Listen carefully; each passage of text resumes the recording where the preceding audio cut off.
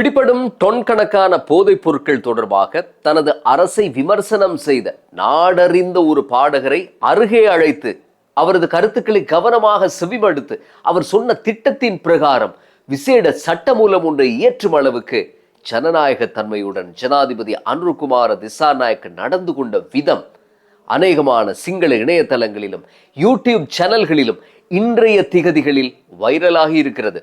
இது பற்றிய விரிவான செய்திகளுடன் மேலும் சுவாரஸ்யத்துக்கு பஞ்சமில்லாத சில விடயங்களையும் இந்த பதிவில் அலசலாம். இன்று நவம்பர் மாதம் 27ஆம் தேதி வியாழக்கிழமை. எமது சேனலை சப்ஸ்கிரைப் செய்ய மறந்த நண்பர்கள் மறக்காமல் சப்ஸ்கிரைப் செய்து பெல் ஐக்கனையும் கிளிக் செய்யுங்கள். புதிய வீடியோ பதிவுகளுக்கான நோட்டிபிகேஷன் உங்களுக்கும் கிடைக்கும். சஃபர் மற்றும் கண்ணனுடன் இன்றும் ஆரம்பிக்கலாம். உங்களுக்கு எப்போதும் நம்பகமான அதுவும் மிக முக்கியமான ஆய்வுகளை மேற்கொண்டு தரமான பதிவுகளை தொடர்ச்சியாக நாம் தந்து கொண்டிருக்கிறோம். சிரச டிவி வார்த்து எடுத்த தலை சிறந்த ஊடகவியலாளரும் பின்னாளில் கோட்டாபய ராஜபக்சவின் ஊடக பேச்சாளருமாக மாறிய கிங்ஸ்லி ரத்நாயக்கவை உங்களில் சிலருக்கு தெரிந்திருக்கும். இப்போது ஆஸ்திரேலியாவில் வசிக்கும் கிங்ஸ்லி ரத்நாயக்கவுடன் ஒரு நேர்காணலில் பங்கு பற்றியிருந்தார் பிரபல பாடகரும் கலைஞருமான சங்கீத் விஜயசூரிய.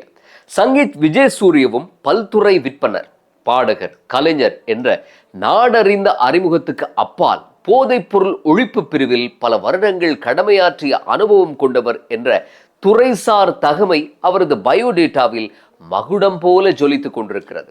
கிங்ஸ்லி ரத்நாயக்கவுக்கு நேர்காணல் வழங்கிய சங்கீத் விஜயசூரிய தெரிவித்த விடயங்கள் கொத்தனை குண்டுகளை தூக்கி தூக்கி எறிந்த மாதிரி அரசியல் அரங்கில் பெரும் வெடிப்பையும் சலசலப்பையும் ஏற்படுத்தியிருந்தன. எதிர்கட்சிகளும் எதிர்கட்சி மீடியாக்களும் அரச விரோத பேஸ்புக் பக்கங்களும் சங்கீத்தின் நேர்காணலை வைத்து பலதரப்பட்ட வியாக்கியானங்கள் சொல்ல தொடங்கின. ஆளும் கட்சி சமூக ஊடக பக்கங்கள் என்ன நிலைப்பாடு எடுப்பது என்று தெரியாமல் நெளிந்தன. காரணம், சங்கீத் விஜயசூரிய ஜனாதிபதி அனுருகுமார திசாநாயக்கவின் வெற்றிக்காக இந்த அரசை பதவிக்கு கொண்டு வருவதற்காக படாது பாடுபட்ட ஒருவர். சங்கீத் ஏன் இப்படி சொல்கிறார் என்று அவர்களால் புரிந்து கொள்ள முடியவில்லை. மொத்தத்தில் ஒரு சர்ச்சை தேரை தூக்கி தெருவில் விட்டிருந்தார் சங்கீத் விஜயசூரிய. சரி, அப்படி சங்கீத் என்ன சொல்லிவிட்டார், அவர் அப்படி என்ன பாரதூரமாக பேசிவிட்டார் என்று நீங்கள் நினைக்கலாம். ஆம், விஷயம் ரொம்பவும் சிக்கலானது. கிங்ஸ்லியுடனான நேர்காணலின் போது போதைப் பொருள் ஒழிப்பு சம்பந்தமான கேள்வி வந்தது. அதற்கு பதிலளித்த சங்கீத், பிடிக்கப்படும் போதைப் பொருட்களை அந்த இடத்திலேயே அழிக்காமல் அதை அப்படியே களஞ்சியப்படுத்தி வைத்தால் அது மீண்டும் ஏதாவது ஒரு வழியில் பாவனைக்கு வரும். கடந்த கால ஆட்சியின் போது இதுதான் நடந்தது. பிடிக்கப்பட்ட போதைப் பொருட்கள் குரக்கன்மாவான அதிசயங்கள் நடந்த நாடு இது. 159 பேரை வைத்துக் கொண்டு ஒரு சட்டமூலம் கொண்டு வந்து இவர்கள் இதை அழித்து ஒழிக்காமல் இருந்தால் நாளை இப்போதைப் பொருட்களும் மீண்டும் சமூகத்துக்குள் வந்துவிடும். இதை செய்ய தவறினால் இப்போதைப் பொருள் பிடிபடுதல் எல்லாம் ஒரு கண்காட்சியாக நாடகமாய்த்தான் முடியும் என்றார் சங்கீத் விஜயசூரிய. உண்மையில் சங்கீத் சொல்ல வந்த விடயம் நியாயமானது. பிடிபடும் போதைப் பொருட்களை நிறுத்து எடுத்து சீல் செய்து அரச பகுப்பாய்வு திணைக்களத்துக்கு அனுப்புவார்கள். அங்கே அவர்களுக்கு தலை போகும் அளவுக்கு வேலை இருப்பதால் இவற்றின் மாதிரிகளை பரிசோதிக்கவே கடந்த காலங்களில் பல மாதங்கள் எடுத்தது. குறைந்த வளங்களுடன் பற்றாக்குறையான ஊழியர்களுடன் அல்லலுறும் அவர்கள் பிடிபடும் கிலோ கணக்கான போதைப் பொருட்களை சேமித்து வைக்க வழியின்றி கொண்டு செல்லுமாறு போலீஸ் போதைப் பொருள் ஒழிப்பு பிரிவை வேண்டிக் கொள்வார்கள். இது காலாகாலமாக நடந்து வரக்கூடிய ஒரு முடிவில்லாத இழுபறி. கடந்த காலங்களில் பிடிப்பட்ட போதைப் பொருட்களை கொண்டு போய் போதைப் பொருள் வியாபாரிகளிடமே ஒப்படைத்த ஏகப்பட்ட போலீஸ் போதைப் பொருள் ஒழிப்பு பிரிவு அதிகாரிகள் கைதாகி இருக்கிறார்கள். ஊடகங்கள் எமக்கு தெரிவித்தவற்றை தாண்டி இதே துறையில் பணி செய்த சங்கீத் போன்றவர்களுக்கு இந்த படு பாதக செயலினுடைய ஆதி முதல் அந்தம் வரை அத்தனை விவரங்களும் நிச்சயம் தெரிந்திருக்கும். இதனால்தான் இந்த அரசை பதவிக்கு கொண்டு வர தம் வியர்வையை சிந்தி உழைத்த சங்கீத்துக்கு நியாயமான பதட்டம் ஏற்பட்டிருந்தது. இங்கே ஒரு முக்கிய விடயத்தை நோக்க வேண்டியிருக்கிறது. ஒரு அரசு அமைந்தால் அதை பாதுகாக்கவும் எதிர்க்கவும் விமர்சனம் செய்யவும் விதவிதமான கூட்டங்கள் மறுநாளே உருவாகிவிடும். அரசு எதை செய்தாலும் எப்போதும் கண்ணை மூடிக்கொண்டு ஒரு சிலர் சரி காண்பார்கள். பேச வேண்டிய தருணங்களில் சந்திப்புகளில் எதுவுமே சொல்லாமல் மௌன விரதம் அனுஷ்டித்து விட்டு வீடு செல்வார்கள். இன்னொரு கூட்டம் அரசை பதவிக்கு கொண்டு வருவதில் அயராது பாடுபட்டவர்களாக இருப்பார்கள். அவர்கள் தமக்கு பலதரப்பட்ட பதவி பந்தோபஸ்துகளை எதிர்பார்த்து கொண்டு தேர்தல் காலங்களில் பம்பரமாக சுழன்றிருப்பார்கள். ஆனால் அப்படி அவர்கள் எதிர்பார்த்த எதுவுமே கிடைக்காது போனதும் மறுநாள் முதலே அரசை கடுமையாக அர்ச்சனை செய்ய ஆரம்பிப்பார்கள். இதேவேளை அரசை வீழ்த்த எப்போதும் எதிர்க்கட்சிகள் கங்கணம் கட்டி கொண்டு செயற்படும். இலங்கையில் ஆட்சியை பெற்றுக்கொள்ள இனவாதம், மதவாதம் போன்ற படு கேவலமான கருவிகளை எதிர்க்கட்சிகள் பயன்படுத்துகின்றன. ஆனால் உயர் ஜனநாயக விழுமியங்கள் கொண்ட நாடுகளில் ஒரு அரசை சித்தாந்த ரீதியாக தோற்கடிக்கவே எதிர்க்கட்சிகள் முயற்சி செய்யும். சங்கீத் போன்றவர்கள் 4வது குழுமத்தில் வருகிறார்கள். அதாவது அவர்கள் ஒரு அரசை உருவாக்க அயராது பாடுபட்டிருப்பார்கள். கட்சி தொண்டர்கள் போல செய்வதையெல்லாம் சரிகாணாமல் ஆக்கப்பூர்வமான விமர்சனங்களை அரசு கோட்டை விடும் தருணங்களில் சொல்லி காட்டுவார்கள். ஆரம்பத்தில் இவர்களது விமர்சனம் காதும் வைத்தது போல இருக்கும். ஆனால் இதன் அடுத்த கட்டமாய் அவர்கள் தம் நிலைப்பாடுகளை ஊடகங்களில் பேச ஆரம்பிப்பார்கள். சங்கீத் செய்ததும் இதைத்தான். அவருக்கு அரச துறைகள் எப்படி சுழல்கின்றன என்று நன்கு தெரியும்.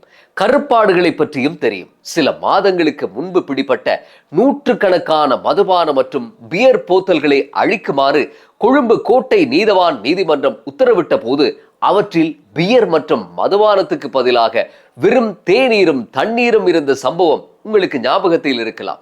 மதுபான போத்தல்களுக்கே இப்படி என்றால் பல 1000 கோடி பெறுமதியான போதைப் பொருட்களும் ஏதோ ஒரு வடிவில் மீண்டும் யாரோ ஒரு போதை வியாபாரியின் கைகளுக்கு சட்டவிரோத வழிகளில் செல்லாது என்பதற்கு என்ன உத்தரவாதம்? கடந்த காலத்தில் இவ்வாறு நடந்ததையெல்லாம் ஒரு அதிகாரியாகவும் பார்த்திருந்த சங்கீத் தான் பங்குதாரராய் இருந்து கட்டி எழுப்பிய அரசு சறுக்கிவிடக் கூடாது என்ற ஆதங்கத்திலேயே கிங்ஸ்லியிடம் தன்னுடைய விமர்சனத்தை முன்வைத்திருந்தார். சங்கீத் விவகாரம் பற்றி கொண்டதும் ஆளாளுக்கு கருத்து கூற தொடங்கியிருந்த போது போதைப் பொருள் அச்சுறுத்தலை ஒழிப்பதற்காக நிறுவப்பட்ட முழு நாடுமே ஒன்றாக என்ற தேசிய செயலணியின் 2ஆம் அமர்வு கடந்த 25ஆம் தேதி ஜனாதிபதி தலைமையில் நடைபெற்றிருந்தது. ஜனாதிபதியின் செயலாளர்கள், போலீஸ் பெருந்தலைகள், போதைப் பொருள் ஒழிப்பு பிரிவின் தலைமை அதிகாரிகள், அரச பகுப்பாய்வு திணைக்களத்தினுடைய அதிகாரிகள், மத தலைவர்கள் என்று பலரும் கலந்து கொண்ட இந்த சந்திப்பில் சங்கீத்தும் அழைக்கப்பட்டிருந்தார். ஜனாதிபதி அவர்களே, யாராவது இறந்து போனால் விசாரணை என்ற பெயரில் நாம் அவரது உடம்பை பல வருடங்களுக்கு புதைக்காமலோ எரிக்காமலோ இருப்பதில்லையே. போஸ்ட்மார்ட்டம் ரிப்போர்ட் போன்ற வேலைகள் முடிந்ததும் நல்லடக்கம் செய்து விடுகிறோம். இதே போல பிடிக்கப்படும் போதைப் பொருட்களின் மாதிரிகளை மட்டும் வைத்துக் கொண்டு டொன் கணக்கான போதைப் பொருட்களை உடனே அழிப்பதற்கு ஏதாவது ஒரு வழிமுறையை பின்பற்றுங்கள். அப்படி அல்லாத பட்சத்தில் மீண்டும் இப்போதைப் பொருட்கள் சமூகத்தில் பரவும் அபாயம் இருக்கிறது என்று ஜனாதிபதியின் முகத்துக்கு நேராக சொல்லிக் கொண்டு போனார் சங்கீத். உண்மையில் இப்படி ஒரு கருத்தை இதற்கு முன்னர் இருந்த ஜனாதிபதிகளின் முன்னிலையில் யாராவது தெரிவித்திருந்தால் எப்படி இருந்திருக்கும்? பிடிக்கப்படும் போதைப் பொருட்கள் ஒரு கண்காட்சி போல இருக்கின்றன என்று சொல்லி இருந்தாலே போதும், என்ன நடந்திருக்கும் என்று உங்களுக்கு தெரியும். ஆனால் போதை ஒழிப்பில் மிக முக்கிய பாத்திரத்தை வகிக்கும் ஜனாதிபதிக்கு, எந்தவித மறைமுக அஜெண்டாவும் இல்லாத ஜனாதிபதிக்கு சங்கீத்தின் விமர்சனங்கள் தன்னுடைய அரசை செப்பன் செய்யும் உபதேசமாகவே பட்டன. இது தொடர்பாய் ஜனாதிபதிக்கும் சங்கீத்துக்கும் இடையில் சுமூகமான உரையாடல் ஒன்று நடந்தது. இதனைத் தொடர்ந்து பல்வேறு தரப்புகளும் தம் கருத்துக்களை சொல்ல கடைசியில் ஜனாதிபதி ஒரு தீர்மானத்துக்கு வந்தார். இனிமேல் கைப்பற்றப்படும் போதைப் பொருட்களின் மாதிரிகளை மட்டும் பெற்றுக்கொண்டு ஏனையவற்றை உடனே அழித்தொழிக்கும் வகையில் புதிய சட்ட வரைவு ஒன்றை கொண்டு வர இருப்பதாகவும் அது அடுத்த மார்ச் மாதத்துக்கு முன்னர் பாராளுமன்றத்துக்கு சமர்ப்பிக்கப்பட்டு நிறைவேற்றப்பட இருப்பதாகவும் அறிவித்தார் ஜனாதிபதி. ஜனாதிபதியுடன் சங்கீத் மோதுகிறார் என்றெல்லாம் அரசியல் விமர்சனம் செய்தவர்களுக்கு இந்த ஒரே ஒரு சந்திப்பும் ஜனாதிபதியின் மக்கள் நலன் மிகு தீர்மானமும் எதிர்பாராத அதிர்ச்சியாய் அமைந்தன. சந்திப்பு முடிந்து வெளியே வந்த போது கூட சங்கீத் அலட்டிக் கொள்ளவில்லை. தன்னுடைய கடமையை செய்த தோரணையிலேயே பேசினார். உண்மையில் இதுதான் மாற்றம் என்பது. அரசியல்வாதிகளுக்கு 4ஆய் 8ஆய் மடிந்து உண்மையை சொல்ல தயக்கத்துடன் தொண்டைக்குள் குமுறிவிட்டு பின்னாளில் யாருக்காகவோ விலை போவதுதான் இலங்கை அரசியலில் இதுவரை காலமும் கலாச்சார அடையாளமாக இருந்தது. ஆனால் அந்த அபத்தம் எல்லாம் இப்போது முடிவுக்கு வந்திருக்கிறது. போதைப் பொருள் என்றதும் இதை கட்டாயமாக சொல்ல வேண்டியிருக்கிறது. நேற்று திக்வெல்ல கடற்றொழில் துறைமுகத்தில் நங்கூரமிடப்பட்டிருந்த தெஹிபாலகே சகோதரர்களுக்கு சொந்தமான 5 பல நாள் படகுகளும் அவர்களது வீடு மற்றும் நில புலன்களும் மொத்தம் 25 கோடி ரூபாய் பெறுமதியான சொத்துக்கள் அரசுடைமையாக்கப்பட்டிருக்கின்றன. பல்வேறு கொலை கொள்ளைகளுடன் தொடர்புடைய இந்த பாதாள உலக பேர்வழிகள் வெளிநாடொன்றில் இருந்தவாறு தெற்கில் நீண்ட காலமாக போதைப் பொருள் வியாபாரத்தில் ஈடுபட்டு வருகிறார்கள். முழு நாடும் கிளீன் ஸ்ரீலங்கா வேலை திட்டத்தில் சுத்தம் செய்யப்பட்டு கொண்டிருக்கும் போது தெற்கு கொஞ்சம் அதிகமாகவே சுத்தம் செய்யப்பட வேண்டியிருக்கின்றது. பெயர் போன குற்றவாளிகளும் போதை மாஃபியாக்களும் தெற்கை தான் பூர்வீக நிலமாய் பயன்படுத்தி இருக்கிறார்கள் என்பது நிரூபணமாகிக் கொண்டிருக்கிறது. போதைப் பொருள் பாதாளம் என்று வெகு காரசாரமான விடயங்களை பேசிவிட்டோம். ஒரு தீவிரமான சண்டை காட்சி முடிந்ததும் தவறாமல் ஒரு நகைச்சுவை காட்சியை சொருகுவது அந்த கால தமிழ் சினிமாவினுடைய மரபு. நமக்கு அப்படி ஒரு அற்புத கண்டென்ட் கொடுக்க உதய கம்மன் பிளவை விட்டால் யார் இருக்கிறார்? நவீன வடிவேலுவாகவே அவர் மாறிக்கொண்டிருக்கிறார். சரி, உதய கம்மன் பிள்ளை என்ன சொன்னார் என்று தெரியுமா?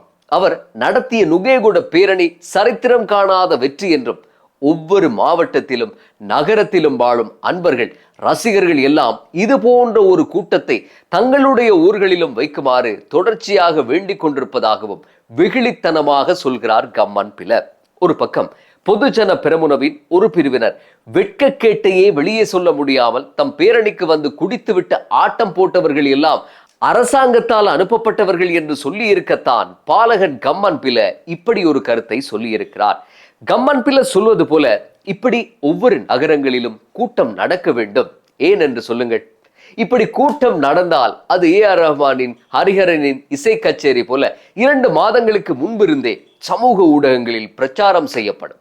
பேரணி நடக்க இருக்கக்கூடிய இடம் இதனால் திடீரென்று சொல்லி நட்சத்திர அந்தஸ்தை பெறும். அந்த இடத்தில் வடை விற்பவர்கள், சோளம் விற்பவர்கள் முதல் ஹோட்டல் வைத்திருப்பவர்கள் வரை எல்லோருமே நல்ல வியாபாரம் பார்ப்பார்கள். விசேட பஸ்களும் சாரி சாரியாக இயக்கப்படுவதால் பஸ் வைத்திருக்கக்கூடிய அதிபதிகளுக்கும் இதனால் சுளையாக வருமானம் கிடைக்கும். 5000 ரூபாய் பணம் சோற்று பார்சலோடு அதி விசேடம் என்று ஏராளமான கவனிப்பும் இப்பேரணிகளில் கலந்து கொள்வோருக்கு கிடைக்கிறது. இவர்கள் பேரணிகளில் கலந்து கொண்டு உளறி கொட்டுபவைகள் எல்லாம் ஃபேஸ்புக்கிலும் டிக்டாக்கிலும் இன்ஸ்டாவிலும் வரும்போது அதை லட்சக்கணக்கானோர் பார்த்து மகிழ்கிறார்கள். தம் வேலை பழுமிக்க அழுத்தமிகு வாழ்க்கையிலிருந்து சில நொடிகளுக்காவது தப்பித்துக் கொண்டு பூரிப்படைகிறார்கள். இதனால் இரத்த ஓட்டம் சீரடைகிறது. 2025ஆம் ஆண்டு உலகத்தின் 147 நாடுகளை வைத்து நடத்தப்பட்ட மகிழ்ச்சியான நாடுகளுக்கான கருத்து கணிப்பில் இலங்கை 116வது இடத்தை பிடித்திருந்தது. பின்லாந்து 1ஆம் இடம். ஆனால் ஒன்றை மட்டும் நிச்சயமாக சொல்ல முடியும். பொதுஜன பிரமுனவும் கம்மன் பிளவும் இலங்கையில் பேரணி நடத்தும் தினத்தில் இதே உலக நாடுகளுடன் ஒப்பிட்டு கருத்து கணிப்பு நடந்தால் சர்வ நிச்சயமாய் இலங்கை பின்லாந்தை ஊதி தள்ளிவிட்டு 1ஆம் இடம் பெறும். ஆகவே கம்மன் பிளவின் அடுத்த கூட்டத்தை ஆவலுடன் எதிர்பார்த்திருப்போம். மனம் விட்டு சிரித்தால் நோய் விட்டு போய்விடும். மீண்டும் அடுத்த பதிவில் சந்திப்போம். நன்றி.